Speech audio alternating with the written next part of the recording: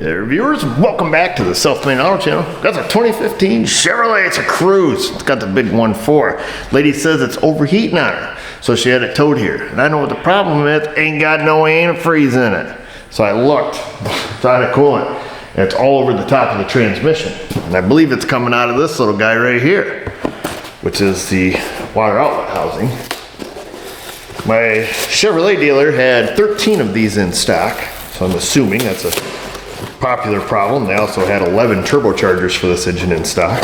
We all know that's a big problem. Here we are. Here's our water outlet housing. I don't know which portion of it's leaking, but it's all wet underneath it. So it could be a gasket, whatever. These are relatively inexpensive, so it's neither here nor there what's leaking. So let's come over here and get after it. I think if we remove the air intake tube here on the throttle body, it'll give us a little better view. I think if you're doing this job IRL, that means in real life, you may not have to remove this. Sliding back the red tab here. Push in, push down. Mother! Let me get something.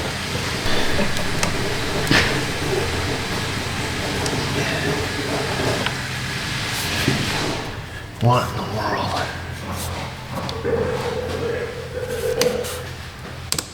Sure. Easy. Get that baby off. Those connectors are all pisser.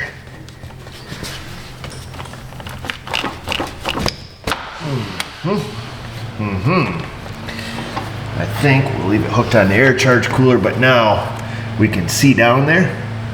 We can see what we need to see. I don't think we need to drain any coolant out of it because I believe it's already done and left to chat. Hose, hose, hose. O2 sensor connector. Coolant sensor connector down here, which I very gingerly just unplugged it. Little push tab on there. And then another hose off from the back side. So let's get some needle nose for these hose. Seems kind of a silly video to record, but we're doing it anyway. It's been in a little bit of a funk, I'll be honest with you. Trying to record some videos and they're just not going the way you want them to. And the constant interruptions of a normal business. I guess that's to be expected, but it does get a little frustrating over time. Yowzers! Good thing my little finger wasn't down there. Come on. That one must be melted. Yeah, there we go. So it must have been cooked right into that hose.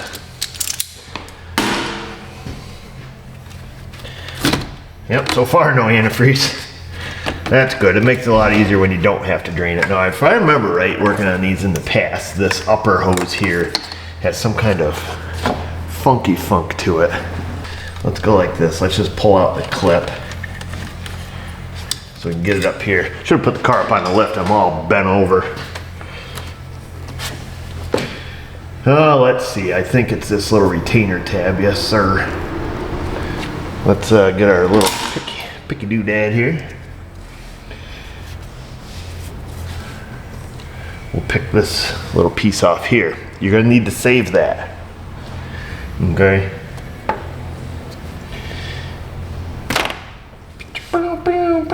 Wiggle, wiggle. Take that off. We'll stick that back. You don't need to stick that back in there. It's just, this is what your OG one, your new one from Chevrolet is gonna look like. I'm not even gonna put the clip in because that's stupid. But this is the piece you need here. Probably should get yourself a new O-ring. If you didn't, don't worry. I didn't, and I'm not worrying about it. At least not right now. And then we do need to unhook the wire here from the back of this. From the back of this. That's the end of the sentence. Let me get a light. I'm gonna reach behind her with a peck. Try to push down one of the little tabs that holds that sucker in. Oh, there's one. If I don't break it, I'll show you what it's made out of. If I do break it, I'll show you too. They're kind of a stink pot to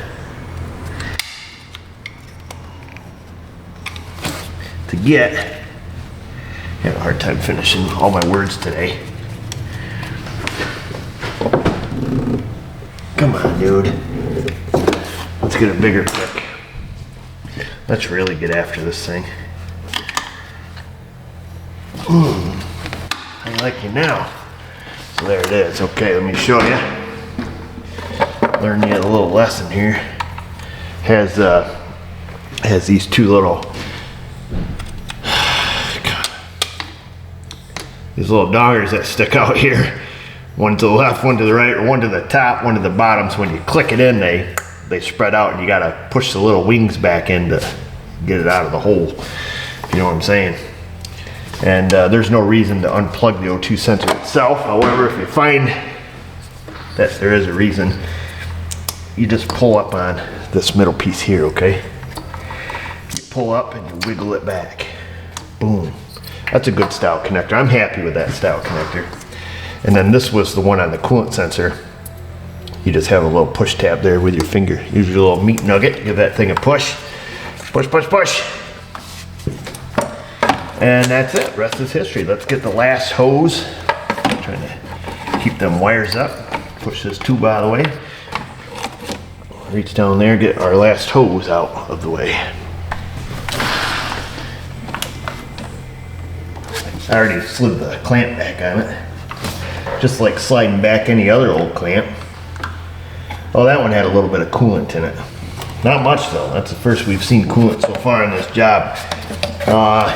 Looks like we've got some E-torques, inverted torques that hold that on. Let me get a socket for those.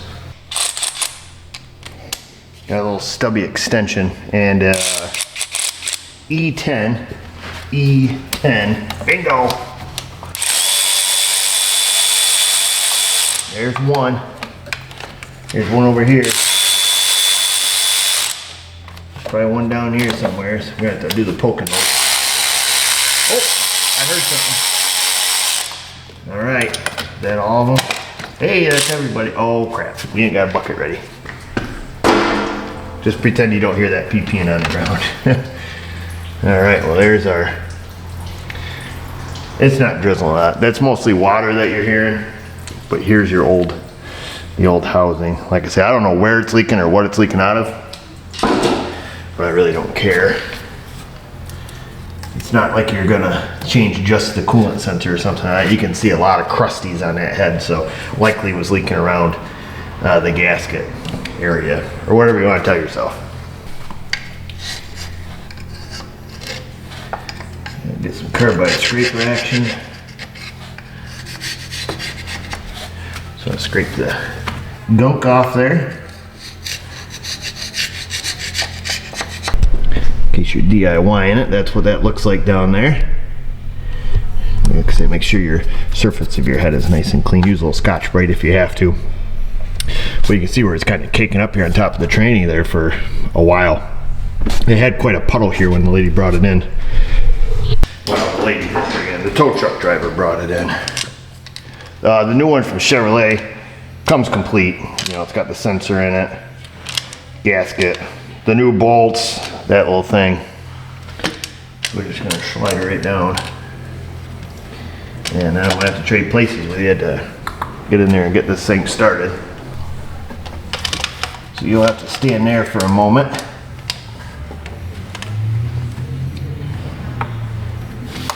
Got one started.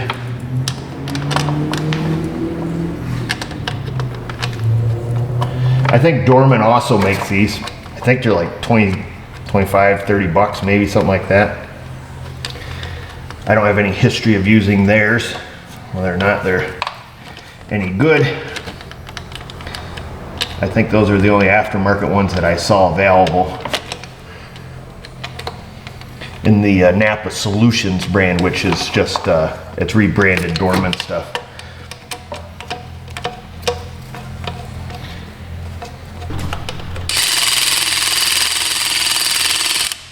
Now this is just plastic, so if you're down here with power tools, very lightly on the fingers, fellas. Okay. All right, now go get your torque wrench and torque those all to factory spec. If you don't have a torque wrench, lightly snug them Like I say, they are plastic, so use your noodle a little bit. It doesn't have to be like squashed right down, you just don't want them to come loose. Not too tight, not too loose. We're gonna pull our clamp ahead here a little bit. We're gonna line it right back up where it was. Oof, we're close. I like to put them right back because, you know, if she takes it to the car show, I don't want her getting points taken off. We're gonna plug this little guy back in that we unnecessarily unplugged. Clip that back together. We're gonna reach down and plug in our coolant sensor first, however.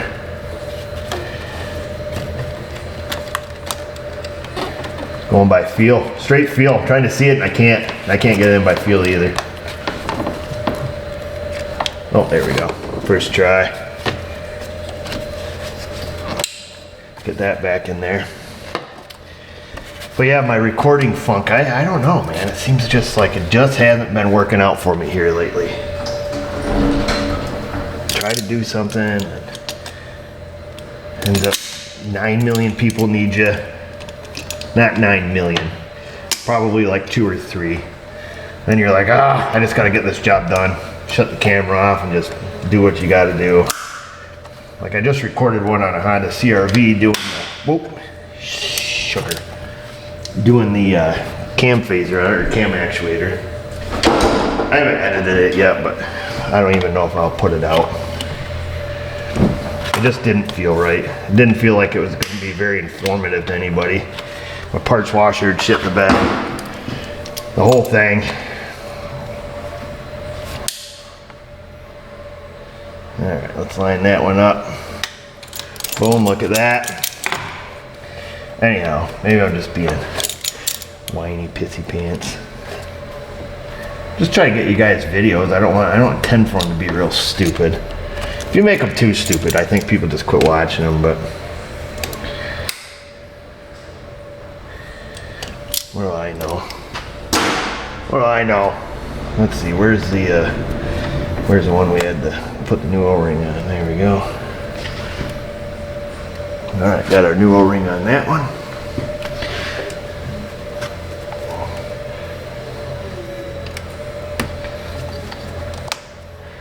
What a cheese dog design that thing is, huh? Jeez. What crappy cars. It's just this little plastic clip here. Let me make sure that we've got that. It can only go one way. There we go. Yeah, there's a little alignment tab on it. And you gotta make sure you get it lined up, but that's it. I mean, we have multiple points of failure at one connection. We got this little cheese dog looking plastic thing that holds the O-ring fitting inside this plastic fitting that has an O-ring that's inside this plastic fitting with a little metal clip.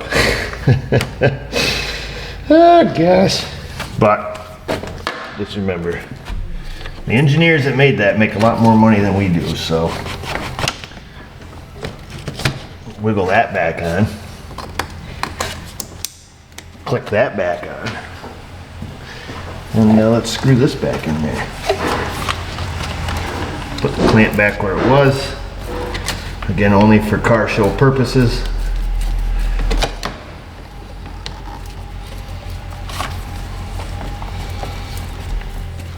Tighten that up because it's got a turbo.